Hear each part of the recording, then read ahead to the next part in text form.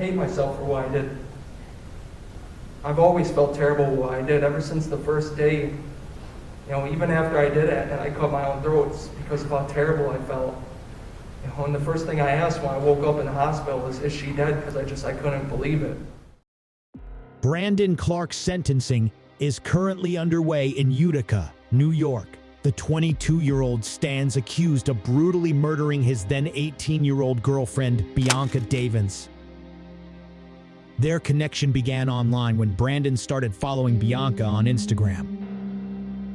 While one of Devin's sisters considered Clark a trusted family friend, another friend of Devin's expressed concerns that Clark might have been taking advantage of her, especially during times when they were under the influence.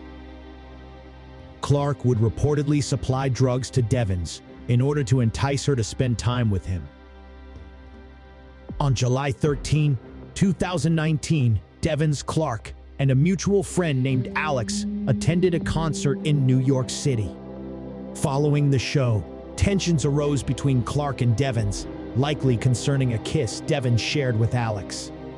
Upon returning, Clark parked his car on a dead-end road and pulled out his cell phone. He set up his cell phone on the dashboard of his car, and he pressed play, and he recorded the actual crime. And when we all saw that here in this court, defense counsel, police, we saw her fight desperately for her life. In a horrifying video, he can be seen using the weapon to end Devin's life within the confines of his car.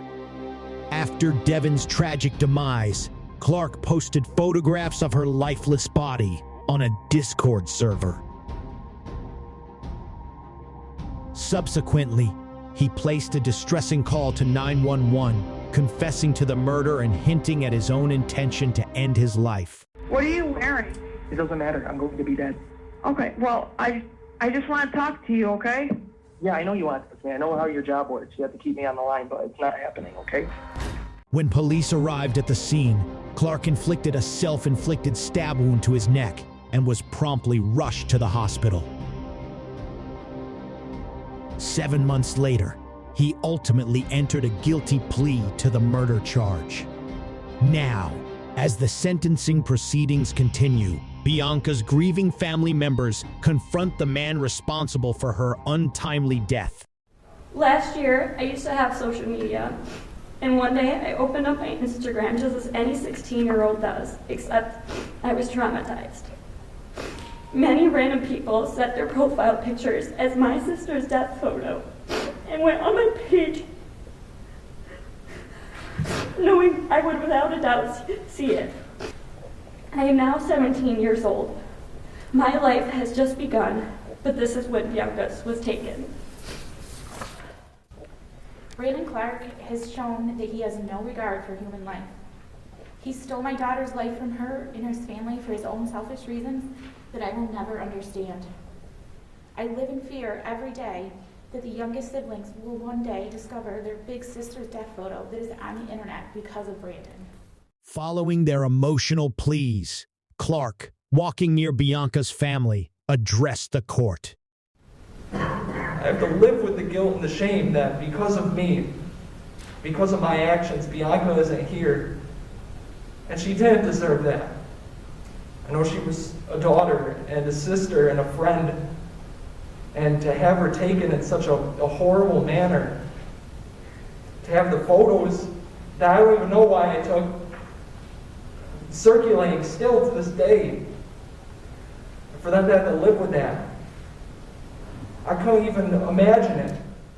After hearing Clark's words, Judge Michael Dwyer appeared visibly moved and subsequently delivered the maximum allowable sentence. It will be the sentence of this court as to the defendant's conviction for murder in the second degree, that he will be sentenced to an indeterminate sentence of imprisonment and shall have a minimum term of 25 years and a maximum term of life imprisonment. This is Esteban Carpio. On April 17, 2005, inside the Providence Police Headquarters, he was convicted for the tragic killing of Detective Sergeant James Allen of the Providence Police Force. The chain of events unfolded when Carpio became the subject of a police inquiry regarding the stabbing of 85-year-old Madeline Gatta.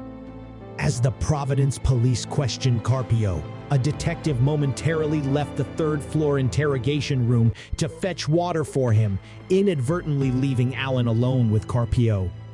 Seizing the opportunity, Carpio seized Alan's firearm and fired 2 fatal shots, leading to Alan's untimely demise. Carpio then made a daring escape by leaping out of the window. Providence Police Chief Dean Esserman noted that Carpio sustained injuries from a combination of his leap from the 3rd-story building and his struggle with police officers. Yet, Carpio's family contended that it was an instance of police brutality. It's police brutality. He was mentally ill and he needed help and we couldn't get it. We tried and tried. And he didn't deserve it. Appearing in court with eyes, cheeks, forehead, and skull visibly swollen, Carpio astounded the courtroom by wearing a mask, which is used to safeguard others from potential biting or spitting.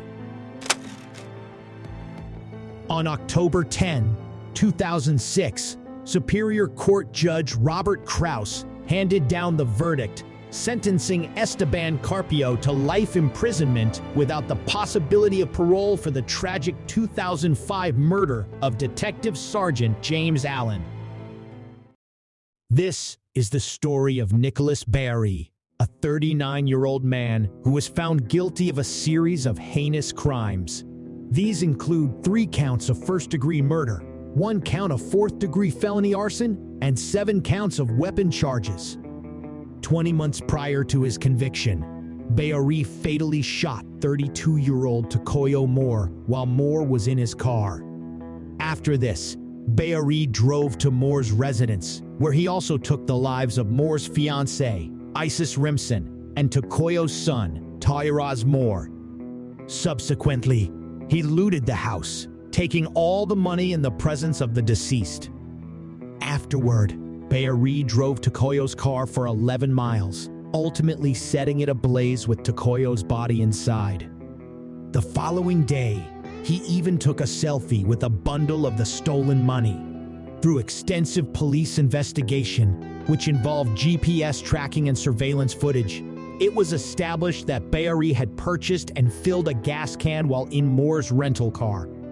He later took a taxi home, making him the last person known to have seen Moore alive. 2 weeks later, Barry was apprehended. Initially, he pleaded not guilty and refuted the allegations. However, during the trial, it took the jury merely 3 hours to deliver the verdict, guilty. During the sentencing, Moore's grieving family members delivered their impact statements, with Barry seated just inches away. I can't sleep at night. I'm not supposed to bury my grandson and my great-grandson, but I did. Before the judge could impose the sentence, Barry had the opportunity to speak, maintaining his claim of innocence. So what, you're just gonna sit here and say I did it? When there's lies going on in this courtroom, they know the truth. They're sitting right there. The jury determined you did. The jury got bamboozled. I'm the bleeding definition of innocence. Now I know I have a tough journey ahead of me. But like my brothers and sisters before me, I'm gonna fight and claw for my liberty. Stop. You're done. Ultimately, Judge Servito delivered the final judgment, sentencing Barry to life in prison without the possibility of parole. It is the sentence of this court the defendant be remanded to the custody of the Michigan Department of Corrections for a period of life without parole, no days credit. Taylor Shabiznis, a 25-year-old, was convicted of a serious crime involving the tragic death of her 24-year-old boyfriend, Shad Therian. This distressing incident took place on February 23, 2022, when Taylor was apprehended in connection with Shade's murder investigation. The investigation began after Shade's mother made a grim discovery. She found her son's severed head in the basement of their home. Where's that? So right there. Look right, there's a bucket with it's on. This discovery led the police to Taylor's residence, where they observed signs of dried blood on her clothing. You got blood on your hands here, blood on your hands. Okay, yeah, we're gonna have to... Further examination of the case revealed more distressing details. Investigators found some of Shade's remains in Taylor's vehicle. In a chilling police interrogation video, Taylor provided disturbing information about how she ended Shade's life by choking him, expressing a disturbing satisfaction in doing so. Well, they found part of Shad at his house, his mom's house. Mom's head. Where's the rest of his body? It's there. It's at his house. It's in the house. Can you tell me what happened? It's a good question, because I blacked out during that time. Where's the body? The body's there. So we're gonna take the head somewhere. Like, You liked it? So you dismembered the body too? yeah. Well, what did you do with the body?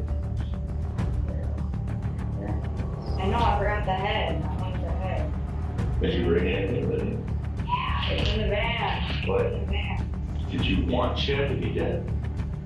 No. No, it was out of random. Like, I wasn't expecting that, and it kind of threw me off guard. And it was in an open place and all that. He went in the basement, right? Mm-hmm. It's pretty open. Why haven't they done it? What is it? It was weird. It was really weird. Additionally, during a competency hearing earlier in the year, Taylor was involved in a physical altercation with her lawyer after the judge decided to postpone the trial from March 6 to May 15.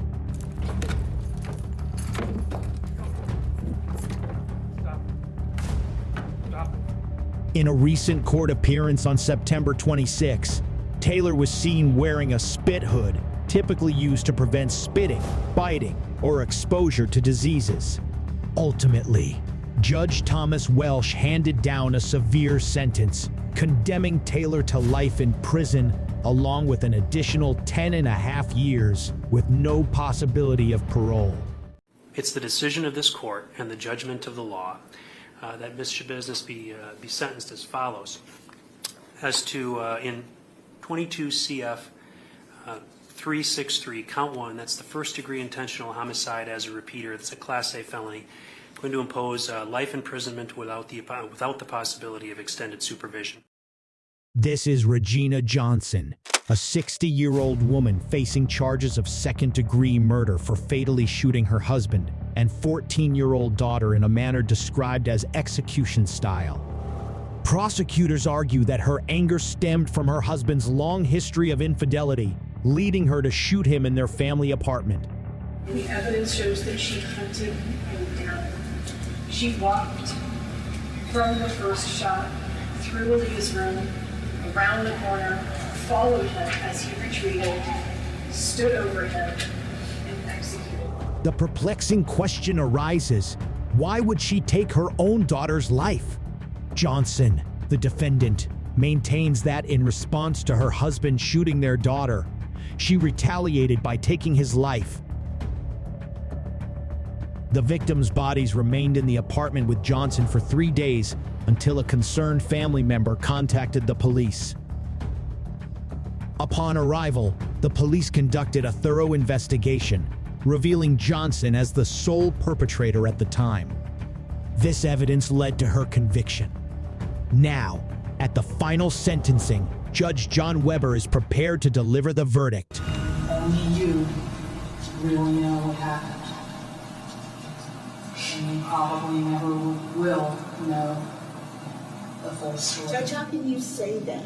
Johnson, however, interjects during the judge's hearing. They never proved anything. Nobody ever said, they never even had a motive. Why? How can you sit there and say that I killed my daughter? How? You have no, how can you say the things that you're saying? You are not. You talk about the evidence. You don't even know what the evidence really was. None of that stuff she talked about was true. I shot him because he shot my daughter. She's not fair. What kind of judge is that? Despite her words, they don't sway the judge's decision, and she is sentenced to 80 years in prison with the possibility of parole.